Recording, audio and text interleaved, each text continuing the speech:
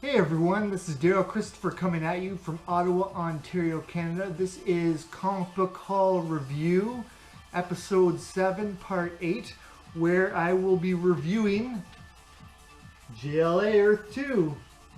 Now, you're probably wondering, hey, why is this Marvel guy picking up DC? Well, I have no hate for DC, I respect it.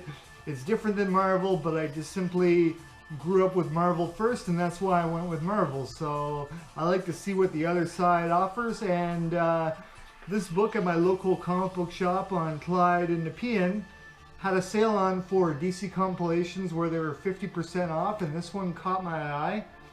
And I had no idea that the storyline was the same as one of my favorite DC animated movies, Justice League: The Crisis on Two Earths, which I love a lot. Like, honestly, DC has Marvel beat when it comes to animated movies. They're always awesome. They never disappoint. They're put together well.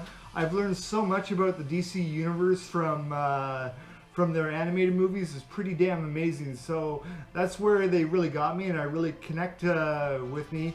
And I had no idea when I picked this up that that was the storyline of the compilation. I had no clue at all. I didn't really look at the cover and notice that it's Ultraman and Superwoman and Owlman of the crime syndicate.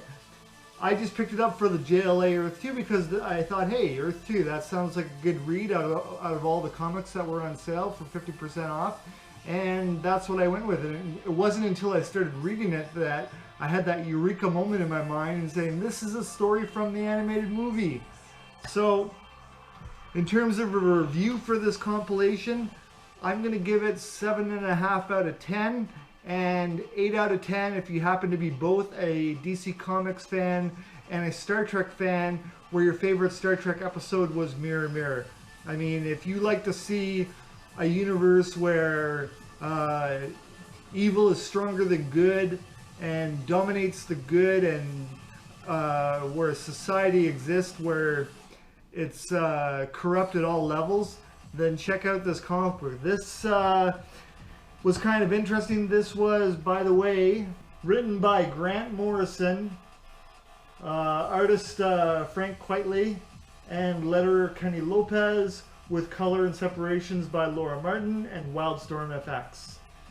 So here we go. I thought one of the biggest things in this issue was Lex Luthor going to the DC universe we know and pleading for help from the JLA to help save his Earth from the evil that it knows and do something about it, because he's the only superhero in a universe dominated by the crime syndicate. And it's kind of weird, if you're in charge and you're the one running the show, wouldn't you think that you'd be making the laws?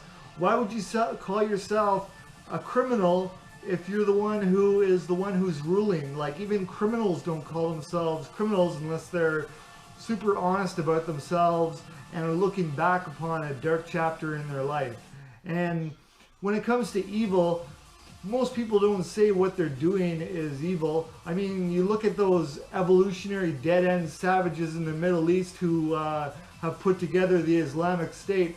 Those guys are completely possessed by Satan. They're the puppets of Satan, yet they view everything that they're doing for the good of their Allah, who in fact is no one else but Satan. And, you know, when the day comes when they pay the price for all the terrible things and just awful things that they've done to the world, they will pay a very heavy price, and they will be damned to a hell where they're going to be raped by 72 St. Bernards and raped again and again as they turn into children every day by Catholic pedophile priests, and where the only food to eat in hell for them will be pork. And their bodies, they'll be left to be buried wrong, facing the direction of New York City and the towers that they brought down. So that kind of people, those savages, it's never going to end well. But for these guys, for the crime syndicate, like basically what happened with the JLA coming in is the JLA thought, hey, we're here, we're going to set things straight right away, and things are going to go in the direction of good. And that's the opposite of what happened. Like what they tried to do, in the end it failed. And basically that was a good part of the story where you see the JLA, who are so used to winning and being from a universe where good, you know, is stronger than evil, to see them just not be able to do what they can do anywhere else in reality. So that's pretty amazing. I give bonus points to the story for having a KKK Southern Airlines in the evil universe. I thought that was a nice touch, along with the hearts being placed in that universe on the other side of the body. I think, not that I'm a DC expert by any means. I know the most basic things about the DC universe, being a Marvel person, and but the one thing I know for sure is that this JLA Earth 2 storyline set things up proper for what I read earlier in my my DC Comics readings, was the storyline for the Trinity War. So if you want to know how the Trinity War came about as a kind of backstory, then I kind of recommend JLA Earth 2. So I'm usually like a bit harder on other comic book companies other than Marvel. Every company has its strengths and weaknesses and something good about it. So hopefully here I'm not being too hard on DC Comics and the DC Universe. I totally respect what they're putting out, and you know, I'm trying to be fair in my review here. It's not like I'm giving them a totally bad review, but at the same time I'm not giving them a totally amazing review. It just really didn't have enough pop to really stick out in my mind as outstanding. But it was, like, put it this way, it was a read that would be worth any comic reader's time. So I leave you with that, and especially if you're one for sales and picking up comics on the cheap with a low budget in mind, this one was well worth it and delivered.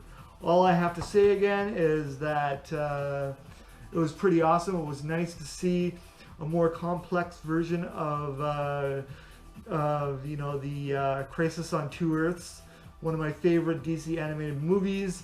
And it was nice to see things left open and lead into the Trinity War.